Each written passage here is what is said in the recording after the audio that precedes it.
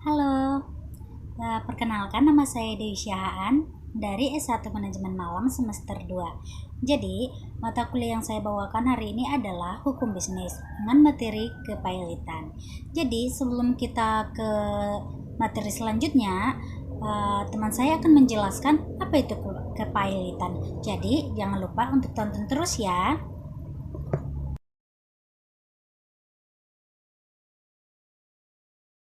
Assalamualaikum warahmatullahi wabarakatuh. Nama saya Asri Ramayanti dari S1 Manajemen Malam. Di sini saya akan membahas mengenai pailit. Pailit adalah sebuah proses seseorang debitur memiliki kesulitan untuk membayar hutangnya, lalu dinyatakan pailit dalam pengadilan. Pengadilan yang berhak menggugat adalah pengadilan niaga karena debitur dianggap tidak dapat membayar hutangnya.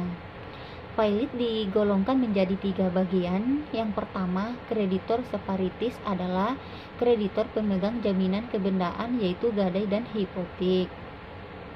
Yang kedua, kreditor preven adalah kreditor yang mempunyai hak mendahului karena sifat piutangnya oleh undang-undang diberi kedudukan istimewa. Yang ketiga, kreditor konkuren yaitu kreditor yang tidak termasuk dalam kreditor separitis dan kreditor preven. Adapun tujuan pailit, yang pertama, menghindari perebutan harta debitur apabila dalam waktu yang sama ada beberapa kreditur yang menagih piutangnya. Yang kedua, menghindari adanya kreditur pemegangnya hak jaminan kebendaan yang menuntut haknya dengan cara menjual barang milik debitur tanpa memperhatikan kepentingan debitur atau para kreditur lainnya. Yang ketiga, mencegah agar kreditur tidak melakukan perbuatan yang dapat merugikan kepentingan para kreditur atau debitur hanya menguntungkan kreditur tertentu. Keempat, memberikan perlindungan kepada para kreditur konkuren untuk memperoleh hak mereka sehubung dengan berlakunya asas jaminan.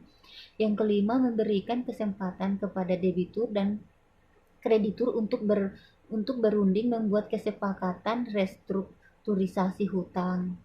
Adapun perusahaan yang dinyatakan pailit, yang pertama adanya hutang. Undang-undang kepailitan mengartikan utang dalam arti luas. Yang kedua, minimal satu utang sudah jatuh tempo.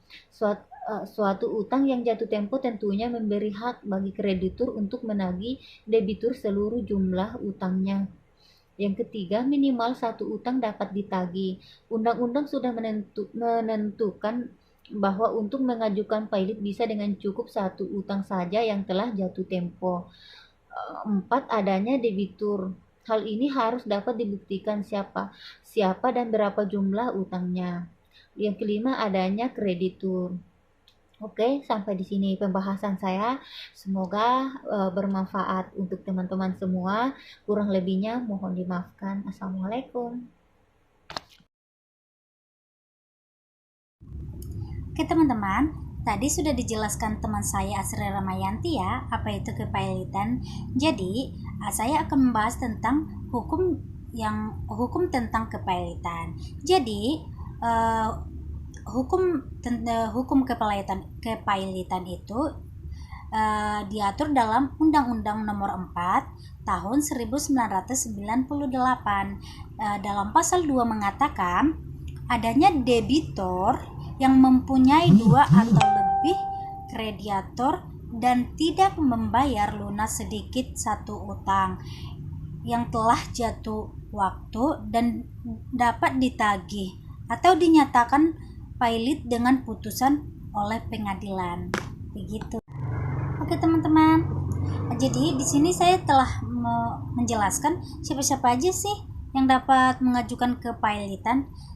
Setelah pengajuan itu ada juga syarat-syarat pengajuan dalam kepailitan. Jadi syarat-syaratnya apa aja sih? Penasaran kan? Jadi berikut saya paparkan syarat-syarat pengajuan kepailitan. Ada syarat-syarat pengajuan kepailitan itu ada 6 butir. Yang pertama itu adanya hutang. Yang kedua, minimal satu hutang sudah jatuh tempo dan dapat ditagihkan. Setelah itu adanya debitor. Setelah adanya debitor adanya kreditor. Ada debitor, ada kreditor, seperti itu.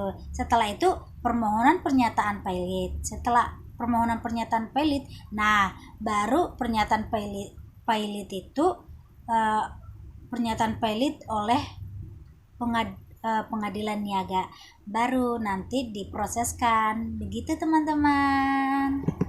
Oke teman-teman, sekian dari saya dan teman saya Asri Ramayanti atas materi yang kami paparkan.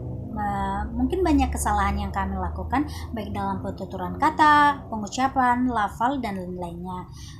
Kami masih belajar dan terus belajar agar konten-konten materi selanjutnya bisa kami buat dengan sebaik mungkin untuk lebih lanjutnya lagi. Terima kasih dan sampai jumpa lagi.